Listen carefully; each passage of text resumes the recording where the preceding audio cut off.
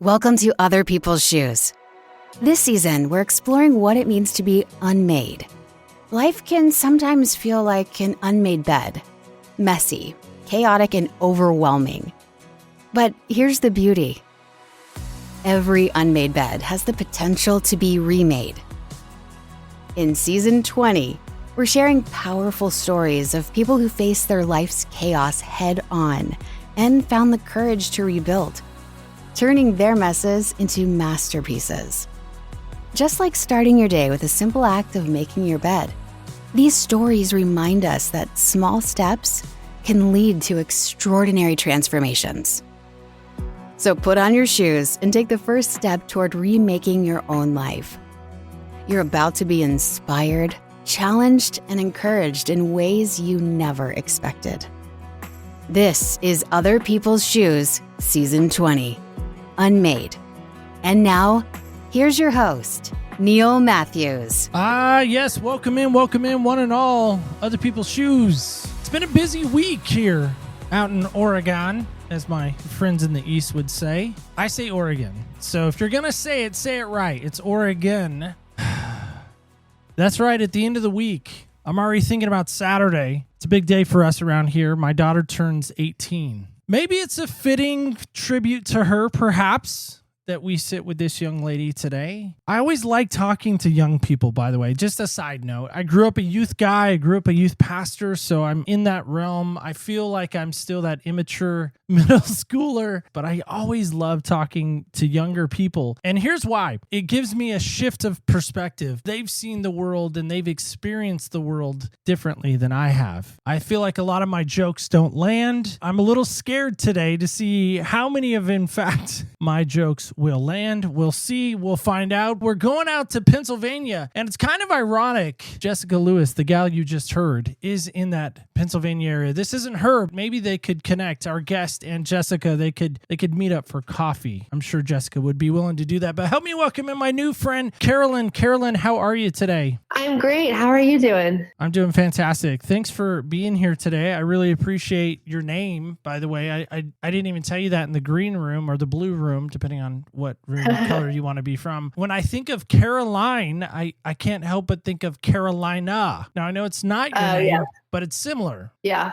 Has anyone ever mistakenly called you Caroline? Just asking for a friend, not but a friend. Absolutely. Yeah. That's usually what I get on my Starbucks order, to be honest. When they're writing the name on the cup, they write Caroline? Yeah, it happens. It's okay. Do you ever correct anyone when they get it wrong? Most of the time, I just let it go, because if I get it and it says it, I'll be like, okay. But if they ask how to spell it, then I'll be like, all right, here's how you spell it. That's really fun. What's your favorite drink at Starbucks? Is there a usual? Yes. I get a very specific one. I get a chai latte, iced. I get the vanilla sweet cold foam, and I add cinnamon to it. And usually I ask for a vanilla chai. So, just a lot of sugar. Wow, you have that down pat. Mm-hmm. That's good. That's good. I usually just get a cold brew with hazelnut. Sometimes it's sugar-free hazelnut, depending on how I'm feeling.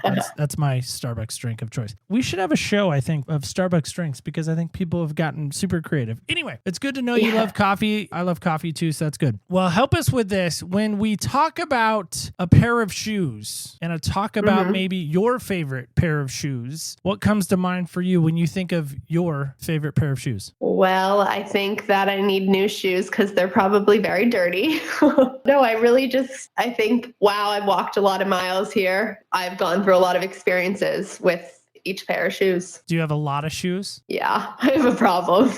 How many pairs of shoes do you think you own?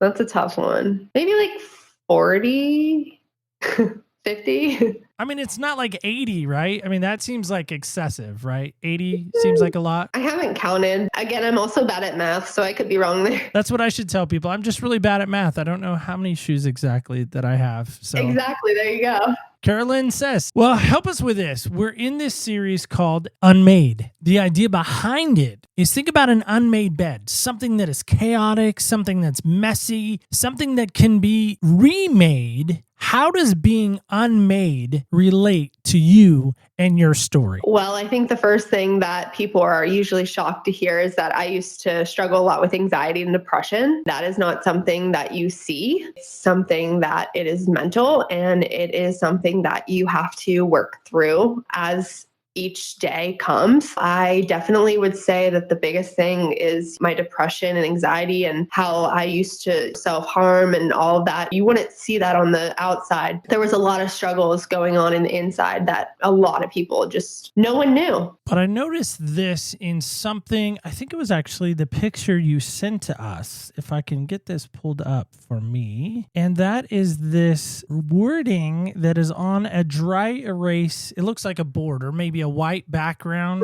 And it says, "You are unbreakable." And there's an exclamation point at the end and a line underneath. What's the story behind that? That is a speaking engagement showing that I'm a public speaker and author. My book is actually called Unbreakable. My tagline pretty much is, "You are unbreakable." It's about being able to be resilient, be adaptable, be positive, and turning all of that pain into a purpose. If I was going to push on that though, Okay, go for it. are you unbreakable? Yes, that's actually the reason I called it Unbreakable. How are you unbreakable? The whole process of my book really kind of started with a life-threatening car accident back in 2020. Whenever I was in the process and telling everyone, yeah, I'm going to write a book, told all my friends and family, and of course, everyone was supportive. I was thinking, if I do this, what's going to be a name for it? There was one day after the car accident, which I was lucky to be alive, I grabbed my seatbelt seconds before the car crashed. The car was totaled. It was a hit and run. They never found who it was. After that, I realized that I was unbreakable. I had been through so much trauma and things before that I realized I was stronger than I knew. And one day I was just sitting at the table with my mom and dad, and I was like, and I said something of like a sentence talking to them. I'm like, yeah, blah, blah, blah. Yeah, I'm unbreakable. And then I was like, that's it. I'm unbreakable. And I was like, yeah, I am. Look at all of the things I've gone through. The reason why it's called Unbreakable. Are we allowed to walk through that car accident? That sounds pretty bad. I used to work in an auto body shop. You mentioned grabbing the seatbelt before the accident. Tell me more about that. Of course. It happened March 15th, 2020. It was the day before the world literally shut down everywhere. For some reason, the guy I liked at the time invited me to a party. And so, of course, I went. What's actually crazy, though, is my best friend came with me at first. Then she was like, actually, you know what? I want to. And I was like, yeah, go ahead. You can go. And I'm so thankful that she wasn't in this. The night was changing. The night was changing from the party to after hours. Everyone was like, oh yeah, like just get in the car and we'll go to like my friend's place. I was like, okay, whatever, sure. So we get in the car, we're driving straight down the road, and all of a sudden I see that we're about to die. And I like whip my head around, and his friend tells me he's talking to someone else, and I'm pissed at one point. But at the same time, I'm like, what do you mean? Oh my God, we're going to die. Saw this car flying at us. The PTSD that it still has even today is very, there still is a part of it. That whole situation, I grabbed my seatbelt seconds before the accident. Everyone in the car luckily was alive. But if you looked at the work or if you looked at it at an auto body shop, you would have thought everyone died. I knew that was a miracle. I'm a Christian. I always have believed in God. I never fully understood. It was almost like I never really knew my purpose. And then after the car accident, I figured it was God giving me my second chance at life. And I wasn't going to take that lightly. I was going to do everything I could to make this second chance worthwhile, to help as many people as possible, and really just do whatever I could to make the world a better place. I knew what silently struggling was. I did for years. And it was just, I was at a new peace of mind and a new mindset. The part that I'm wondering about is you said you grabbed your seatbelt. So you were already wearing it. You weren't like putting it on right before the accident. Okay. That's what I was envisioning for some reason. Yeah. No, I actually did not have it on until, like, when I say grab the seatbelt, I mean, like, I didn't have my seatbelt on and all of a sudden was like, oh my, like, oh, we're going to die. That seatbelt definitely saved me from flying through the windshield. I knew that that was a chance to use my voice, because for so long I was so shy and held myself back, wasn't my true authentic self. But it's almost this experience and this trauma made me kind of realize like, hey, like it's time to use your voice. It's time to, I've been bullied a lot when I was younger. I found out I had a learning disability called Nonverbal Learning Disability. That was something I had to understand, which is basically you're highly verbal. You struggle with conceptual skills and motor skills a little bit. Even parking or parallel parking is something I still, sometimes I have to do it like 4 or 5 times like I did today. And I was like, oh my gosh, really? Okay. And then I'd back out and I was like, wait, nope, you're still over the line. And it's frustrating, but also at the same time, it's a part of me and it's who I am. I've learned to embrace it, and I've learned to appreciate me for everything I am, my strengths and weaknesses. It just took a long time to really understand that those weaknesses were okay to have. So no ill effects from the accident except some PTSD and some no rehabbing? Oh, no. There were injuries. There were definitely injuries. They thought I broke my ribs. Luckily, they just were severely bruised. I was in so much pain. My whiplash, my knee, my whole body was just like banged up. Somehow, some way, I was able to recover. I had a concussion too. They thought it could have been a brain bleed at first. And that's the scariest part, is when you're waiting for the results and you have no idea what's going to happen. Is this going to be the end of my life, or am I going to be okay? Is there going to be a way to recover? Because I actually was able to walk in the ambulance. Do I have a brain bleed? And no one knew. I had to figure that out. And that was waiting. And that was just praying that I wouldn't die. For so long, I had wanted to. And then I realized I was at a point in my life where I just didn't want that. I wanted to live. I wanted to be alive. You mentioned not wanting to live and being bullied. You said something about self-harm. Now, again, growing up in a youth group setting and having young ladies such as yourself, maybe in my youth group, I know I had some youth girls back in the day that would cut themselves. They would cut themselves on their upper thigh so no one could see it. I never understood why until one time I got courage. I got some strength maybe, or maybe I was just being too nosy perhaps. I don't know what it was. But I asked one of the girls specifically who was in our group and she said, Neil, it was the pain. The pain of cutting myself was bearable. It was so bad that I would rather cut myself than feel the pain that was going on in my life. And I was like, what? I could not, and I still cannot understand that. Is that part of your story? Yeah. Let's talk about it. This can help someone. I hope this doesn't trigger anyone, but if this can help someone, then yeah, of course I'll talk about it. For me, self-harm was something I was actually introduced to by a friend that in itself was completely toxic. Yeah, like the pain of the world, like you can't control that. And the one thing you could control was the pain that you gave yourself. I never understood it until I was in that place. And now I look back and I'm like, oh my gosh, I just am happy I'm not there anymore. Yeah, I mean, it was a place where you really kind of were just feeling like you couldn't control life and you felt hopeless and you felt depressed and you felt like you deserved that pain. You deserved to hurt because you hated yourself and you wanted to die and you didn't want to keep going. And every day was like a battle to get through for you. That was definitely the hardest part for sure, is the fact that I hated myself. You know, it just makes me sad to know that that's where I was once. Yeah. Well, first off, I want to acknowledge that and at least say thank you for letting us talk about that, because again, I wonder if I always say that sometimes our pain or our situation maybe not be for us only, maybe it's for someone else, to help someone else realize and recognize, hey, I've been in those shoes. I know what that feels like. I personally don't, but I bet you there are people that would listen to you right now and be like, yeah, I've been in those shoes, Neil. I too, or I know someone who has. They need to hear this, that there's hope. Right. You had said already that there was a youth group. There was a belief system. There was I would even maybe, and again, correct me here, please, happily, a relationship with Jesus, with God.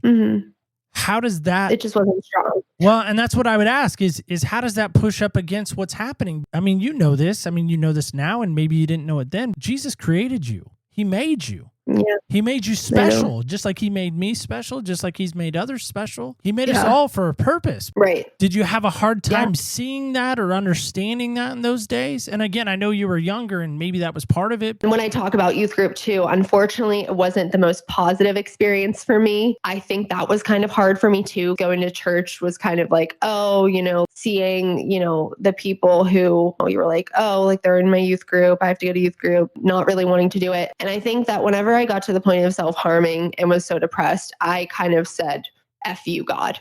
that's literally what I did. I was like, if you're real, you wouldn't have me be cutting. If you're real, I wouldn't want to die every single day. If you're real, I wouldn't literally hate myself this much to the point where I just don't care what happens to me tomorrow. That was a really hard time because I got to that point where I was like, I don't believe in God anymore. I don't care anymore. I was like, if this was real, this wouldn't be happening. And I just kept saying that over and over. There was a point in my life where I kind of steered away from God and I did not have faith. I literally just wanted pain. It sounds horrible and I can't even explain it. It's just, I felt like I deserved so much of that pain and that hurt that I didn't care. I didn't take care of myself. I didn't care about myself. I really just did not care. And that was really, really hard for me and obviously hard for my family. I have not mentioned yet, my family and I are very, very close. It was really hard for my parents to watch. All they can do is just be there and be supportive. You have to want to get help. You have to want to get better. That was definitely a really hard thing for me I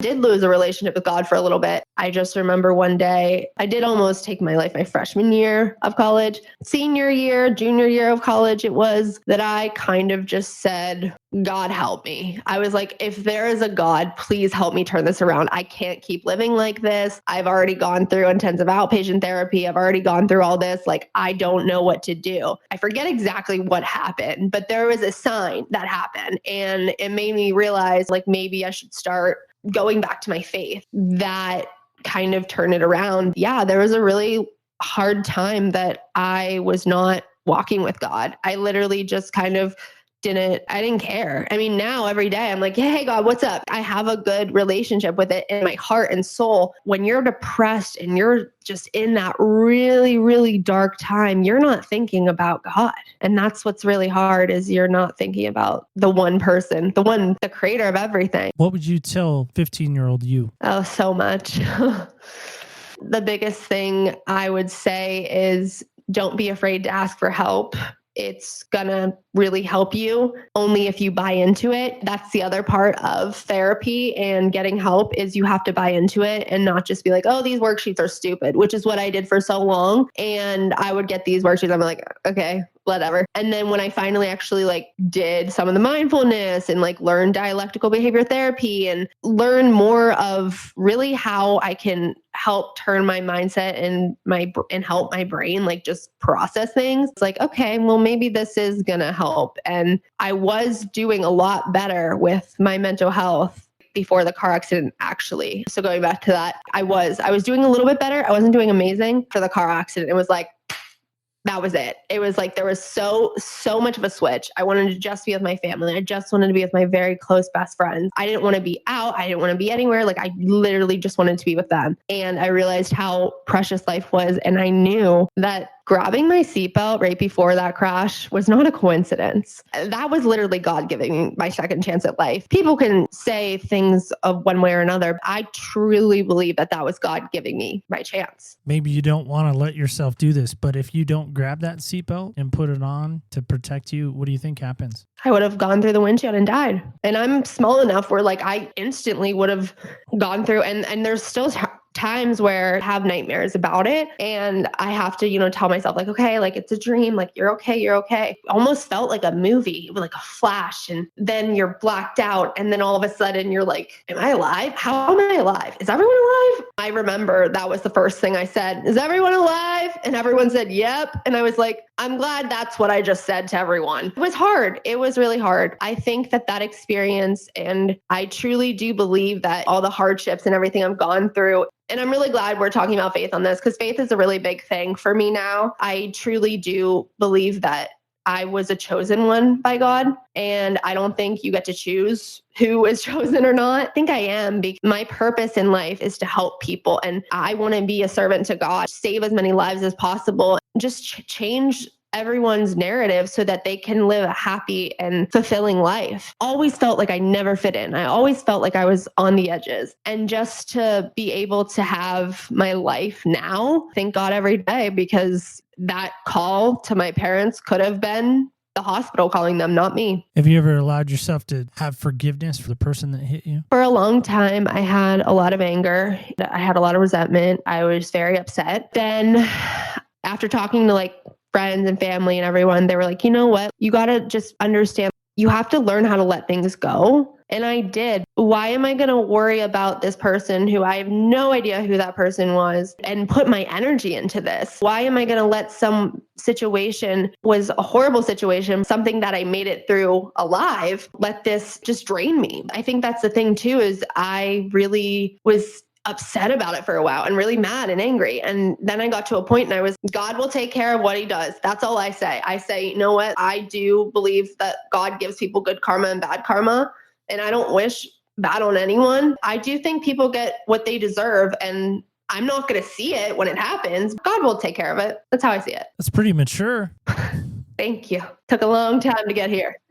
You talk about your family. You talk about them being the biggest support. Maybe you would echo this, cheerleaders, not in the rah-rah sense, but in the, hey, we're going to get you pumped. We're going to get you excited. We're going to cheer you on through your journey. Have you asked your mom and dad about those dark times when you felt like maybe they couldn't reach you and others couldn't reach you? And definitely it seemed like from your own words, God even couldn't reach you because you were shoving everyone away. Have you ever asked your mom, like, how did that make you feel? I have tried to ask about the past. What she always says to me is, that was such a hard, traumatizing time. I can't go back there. I can't talk about it. I need to just keep moving forward, because if I talk about it, I will just break. And I was like, I respect that. I totally respect that. She was even the person who was the final editor of the book. She and I looked it over together. After that, she was like, I've lived it. I've gone through it. And that's enough for me. And I love what you're doing. And I think it's amazing. And you're doing great. I can't talk about it. And I said, okay, I can't imagine as a mom how hard it must have been to see cuts and the depression and all of that. And I always, I do apologize for it every now and again. And my mom goes, honey, you're in such a good place now. It's okay. And she's just like the best mom ever. But see, you're pretty fortunate. You have most amazing mom ever. I'll give her a shout out as well. And I don't even know her. And dad. And sister. And sister. All right. So great family support system. This is interesting to me. Great, amazing sister. You had this great, amazing mom. This, I would imagine, overbearing dad in a good way. The guardian, the keeper, the gatekeeper. Nothing's getting past my watch. You still found your way to sadness. You still found your way in pain. The scoffers, the skeptics, the pushers, the trolls, if you will, in the world would say, how is it that this nice, bright, shiny young lady, Neil, can have this amazing support system and still fall prey to this darkness, this depression? What would be your answer to that? I recognize, and I'm very blessed for the life that I was given. I never had a want for anything. But I also think that no matter your background or where you come from, at the end of the day, it's a mental battle. I was in denial for so long too, kept building and building and building until finally I was like almost taking my life my freshman year of college. My best friend in the entire world actually called it the right second. So talk about God. Literally, she saved my life. To this day, I'm like, I can never repay you for that. I would really say that it doesn't matter how much money anyone has or how great their life might seem. It's everyone can be fighting an internal battle, not even something that is explainable to the point where you just are, I feel miserable. I feel like I don't belong. I feel like I don't have friends. That's how I felt for the longest time. Even with that support, at the end of the day, it's an isolating battle with yourself. We had a mom come on and talk about how her daughter took her life. I'm so sorry. Whoever that mom is, I'm praying for her. And it's still one of those episodes that I can't go back and listen to. I've never actually gone back and heard it in its entirety. Again, I'll echo what your mom said because I feel the same. I was there. I experienced what she said. I don't want to hear it again. It's not because I don't like her story. I love it. It was a hard story to hear. She was my cross country coach in high school, and her daughter. Wow. Who I never knew because she came along after I was long out of high school. But her daughter, Grace, took her life. And I'm so sorry. And I look at her name's Susan. The mom's name is Susan. That's my mom's name. Well, see, there's similarities there. Oh, God. I almost did that to her. And I didn't know that. No. It's just crazy. That's just a crazy coincidence. Susan has a different story than your mom does.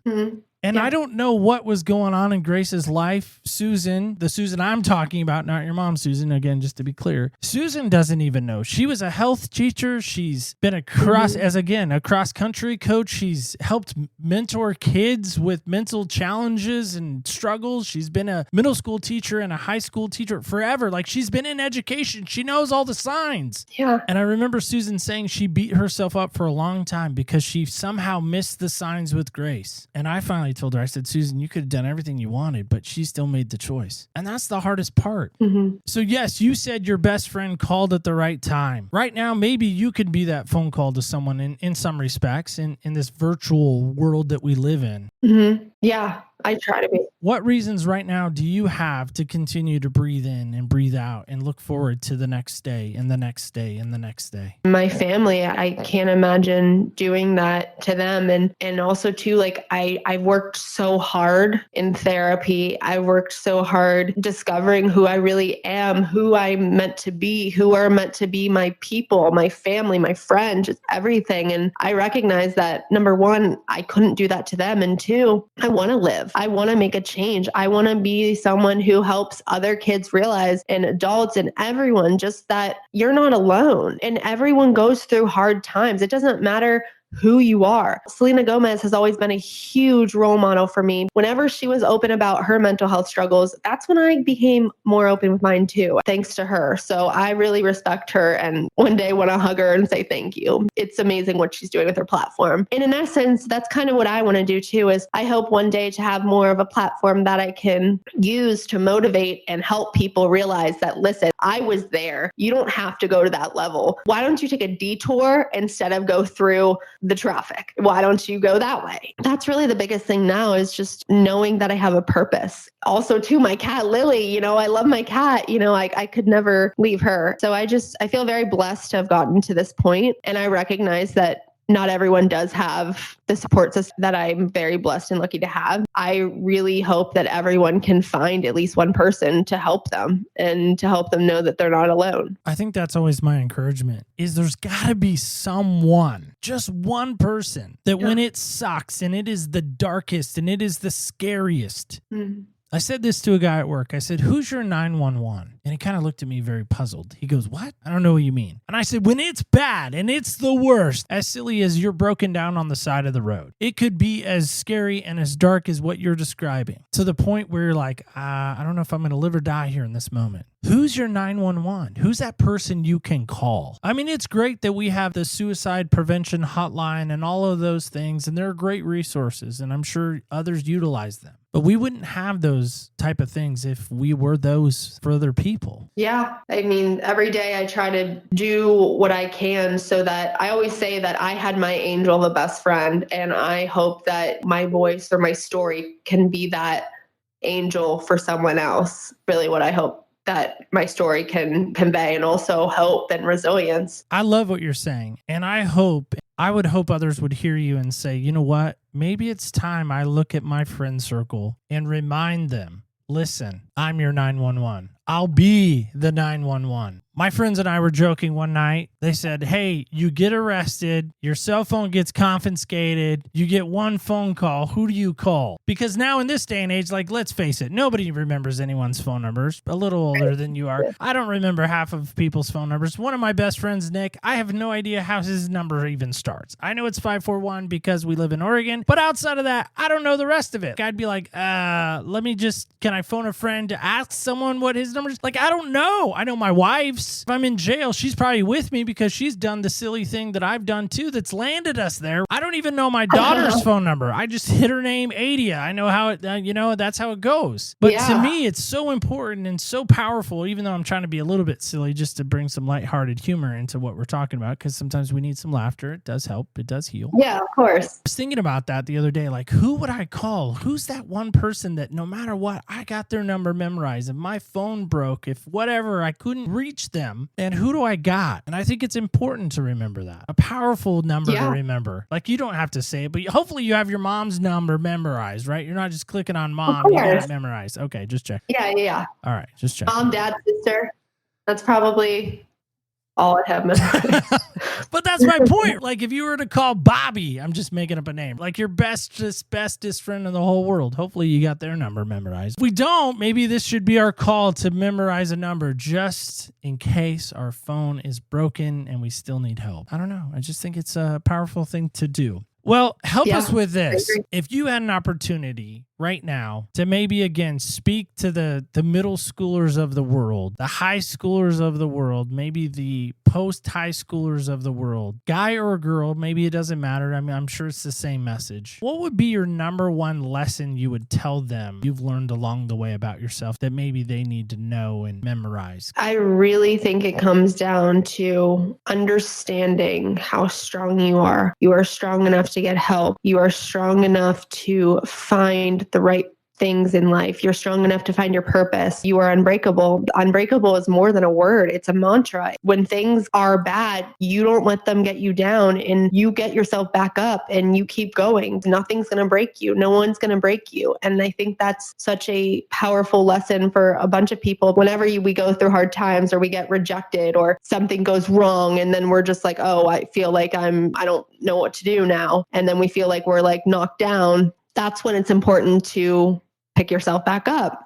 That's more than anything. The biggest thing is to keep going every single day, keep going and understand that you're stronger than you think you are. You think that's a really big thing is we don't give ourselves enough credit for how strong and how many bad days we've gotten through. I think it's important to understand that you've gotten through 100% of your worst days.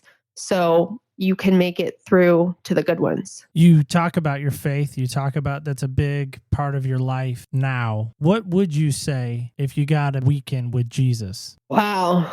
First, I'd be like, thanks for inventing Mexican Coke because I love that. It is made with real sugar. And oh my gosh, if Coca-Cola ever sponsored me, I would be very happy. Of all the things to get excited about, Mexican Coca-Cola? Come on. No, you have to understand. It is like my favorite thing ever. Like everyone knows, it's like my favorite I've thing. had it. I've been in Mexico a few times. I've had it. I don't know if it's that great, but all right, go ahead. I interrupted. I don't know. There's something about it. But no, honestly, what I would say is thank you for giving me my struggles to my strength. If I didn't go through all of the trauma and pain and hurt that I've been through, I wouldn't be who I am now. And honestly, I love who I am now. I am someone who tries to see the good in everyone. I love Jesus and I love God. And I think it's important for a relationship with him to continue every day. I really just think that thank you. You, number one, died on the cross for us. And that's pretty amazing. I don't even know. I'd be so taken aback. I mean, can you imagine? They should make a movie about that when Jesus comes back. I'm sure they probably already have that, but that should be an idea or something. I always think of it as like The Shack. Did you ever watch the movie The Shack or read the book The Shack? Did you ever do that? I'm going to be honest, no. You should. Oh my gosh, you should absolutely read it. That's my homework assignment for you. So go read The Shack. You can listen to it. It's on Audible or on audio things. Speaking of books, you wrote one as we've again kind of hovered around and kind of sort of swirled around your book and talking about it. Mm-hmm. I know just based on podcasting, book writing is kind of similar in some circles. There's a creative process. There's a plan. There should be a plan. Podcasters out there, listen, there should be a plan. I'm helping my fellow podcasters, right? Make a plan, stick to a plan, work the plan, all right? Creating a book, writing chapters, all the things. Now, I would imagine, I've never written one, but I've interviewed a few authors. Sometimes they tell me they have to cut stuff from the book. Mm-hmm. That's part of the process. There's an editing process. They're like, okay, you got to take this part out. Okay, you got to make sure this part gets in there, whatever. What is one part in the book that you knew this absolutely can't get cut, has to be in there, must be in there? You fought hard for this particular part. Tell about that if you wouldn't mind. It was the hardest chapter to write, but it was about my almost attempt because I wanted to show the emotion and the pain of what I almost could have done. And it was something that I knew had to be said. I didn't know how I was going to say it. I knew it was important. And I think that though that was the hardest chapter to write, I also, someone who's really struggling, if they pick it up and they read that chapter, maybe they'll think twice. And that's what I hope. It was really a terrible time. I don't even know what I would have done.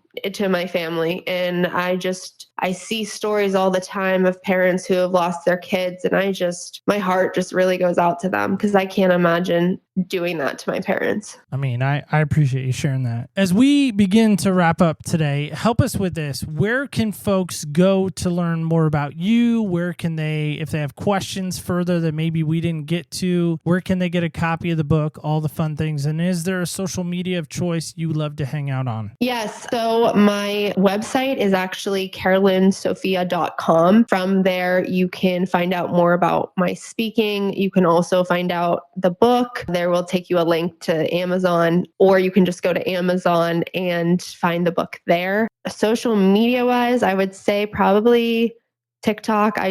I'm Carolyn Skowron, if I can remember correctly. I should probably know my socials. Also, my Instagram is Carolyn Sophia with 2 A's, SOPHIA.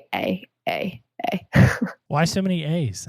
I mean, I just wanted something that was not just like Carolyn Sophia, because I was like, wait, that's already taken for my TikTok. So I need to do something clever. So that's kind of how I came to that. I love what you're saying. So I would imagine, again, as we talked about earlier, going back and talking to that 12-year-old you, what about that college freshman you? What would you say to that young lady? Oh, gosh. Oh, God. Where to even start with that one? I would say don't have any expectations for what college is going to be, because when you put an expectation in your mind and it doesn't go the way you want it to, you're disappointed. So I think that the biggest thing I would also say too is be true to yourself and be authentic to your personality. Don't try to change yourself, because I think that was something that I really kind of did. I wanted to be a people pleaser, not really be myself. And I think that kind of hindered my experience. But also too, I didn't really have friends. The reason I wrote my book, actually, so my friend, she published a book and she went to my first university with me, made it there through a semester. And when I was there, my mom said, join one club. I joined the writing club and we're still friends. And she's the person who said, yeah, you should write the book. I was like, should I? She's like, go for it. What college was that? John Carroll. And then I graduated from Chatham University in Pittsburgh, Pennsylvania. Chatham University. What's their mascot? Cougars. Okay. So it's a cat. Mm-hmm. Cats generally have 9 lives. Not that I'm into that, but yes.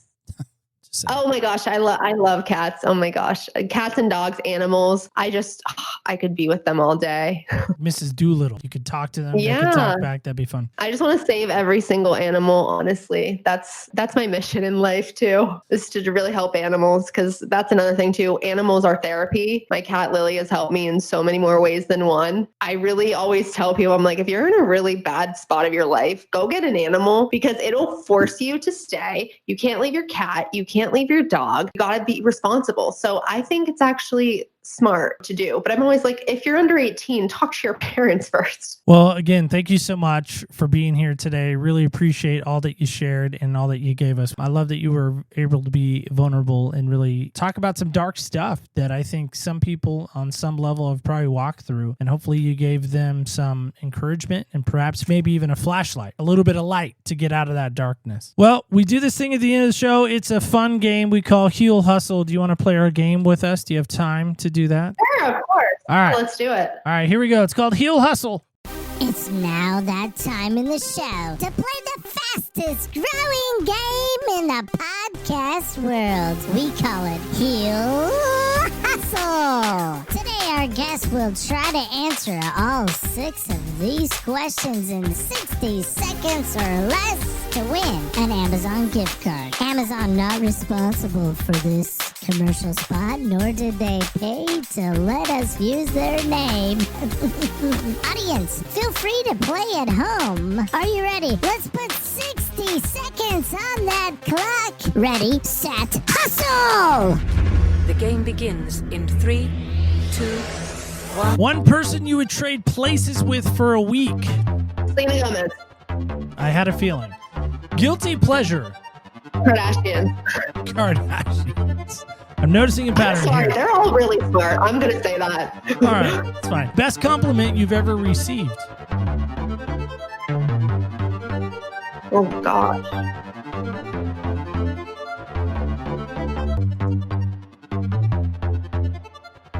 It's not where you start, it's where you finish. Keep going because you're doing amazing. It's good. Worst piece of advice ever. Oh, just get over it. And that was not said by my family, by the way. It's terrible. Terrible place. What's something you wish you were better at? Piano. Oh, man. All right.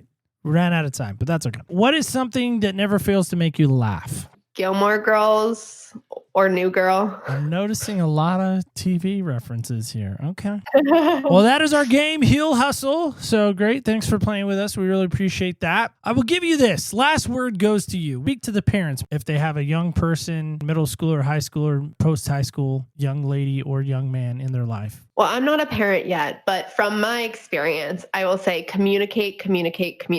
I think everything starts with an open conversation. If you are listening to this and you're feeling like you're struggling, don't wait for a crisis. Go get help now. Do it before it's getting to the point where it's like boiling over. You got to take it while you can and calm it down and learn new like mindfulness and coping techniques that are healthy. I think the other thing too with that is just open these conversations. Let's break the stigma. I wouldn't want an answer. I would just want to spill what was going on. And then the validation of the feelings. And that all goes back to communication because validating feelings is so important. That is something my family has done since day one. So I will say too, as like a mom and dad, like having your parents, okay, I understand you're going through this. It's going to be okay. We're going to figure this out. We're going to do this together.